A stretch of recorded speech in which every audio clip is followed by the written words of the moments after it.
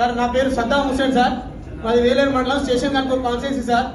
దీన్ని మా ఎమ్మెల్యే గారి దృష్టి కూడా గతంలో తీసుకెళ్లడం జరిగింది సార్.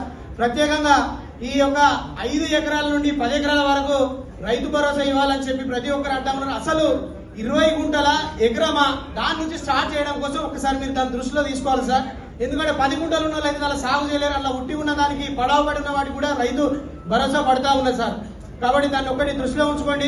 గత 2004 సంవత్సరంలో వైఎస్ రాజశేఖర రెడ్డి గారు ఉన్నప్పుడు మనకు పనిముట్ల మీద విత్తనాలు, సబ్సిడీ మీద విత్తనాలు, అదేవిధంగా డ్రిప్పుల మీద ప్రతి ఒక్కదాని మీద సబ్సిడీ రావడం జరిగింది సార్. దాన్ని ఒక్కసారి మీరు దృష్టిలో ఉంచుకోవాల్సిందిగా మీకు విన్నవిస్తున్నాం సార్.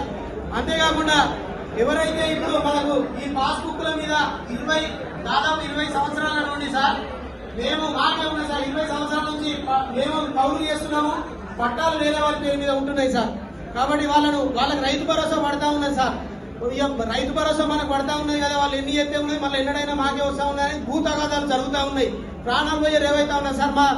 మేమే పెట్రోల్ పోసుకొని కూడా దీని సమస్యను పరిష్కరించామని కలెక్టర్ గారికి కూడా విన్నవించుకున్నాం సార్ గతంలో. ఆ సమస్య ఇప్పటి వరకు అదే విధంగా ఉన్నది సార్. కాబట్టి దీన్ని కూడా మీరు దృష్టిలో ఉంచుకొని మాకు న్యాయం చేయవలసిందిగా కోరుతున్నాము.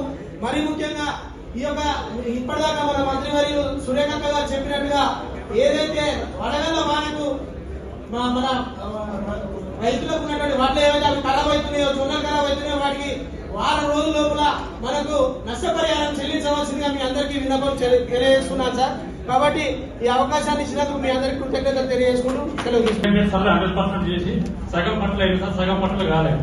కాకపోతే ఇప్పుడు పట్టలు సగం అయిన బాబు ఇప్పుడు మన వడ్డం వలన ఏదన్నా కానీ ఇప్పుడు మాకు రైతు మా కొనుగోలు దాన్ని తీసుకపోతే మీకు పట్టలేదు కాబట్టి మీకు మీ ఒళ్ళు కొన పేరు వాళ్ళ పేరు మీద పెట్టుకోండి కాదు సార్. నేను ఉన్నది ఏంటంటే 10 ఎకరాల దాకా ఈ రైతు భరోసా ఇస్తే బాగానే ఉంటుంది సార్. కానీ ఇప్పుడు కొంతమందికి పట్టాలు కాలేదు సార్. ఆ పట్టాలు కాని కాబట్టి వాటిలకు కూడా రైతు బంధు వచ్చి ఇప్పుడు మన ఒడ్డు వీళ్ళు అమ్ముకోవడానికి కూడా మంచి ఇది ఉండేటట్టు చేయాలి సార్. ఎందుకంటే ఇప్పుడు చాలా రైతులు లాస్ అవుతారు సార్. అంటే మాకు ఒక కట్టపడ గ్రామ పంచాయతీలో మొత్తం 1400 ఎకరాలు సార్. 1400 ఎకరాలు 700 ఎకరాలు పట్టాలు అయింది, ఇంకా 700 ఎకరాలు పట్టాలు కాదు. ఆ కాని బాబు రైతులకు ఇప్పుడు రైతు భరోసా వస్తలేదు, రైతు బంధు వస్తలేదు. ఇప్పుడు మన వడ్డాన్ని కానీ ఏమైనా మనం పండిస్తే మనం అమ్మడానికి కూడా అవకాశం లేకపోతుంది సార్. కానీ దయచేసి ఇప్పుడు ఉన్న రైతులు కూడా ఇక్కడ అన్ని జిల్లాలో కూడా ఇదే ప్రాబ్లం సార్. కాకపోతే కొంతమందికి పట్ట కాకున్న వాళ్ళు లాస్ట్లోనే ఉంటారు సార్, కొంతమంది అయిన వాళ్ళేమో సంతోషపడతారు. వీటిని కూడా మీ దృష్టిలో పెట్టుకుని చేయాలని కోరుకుంటున్నారు.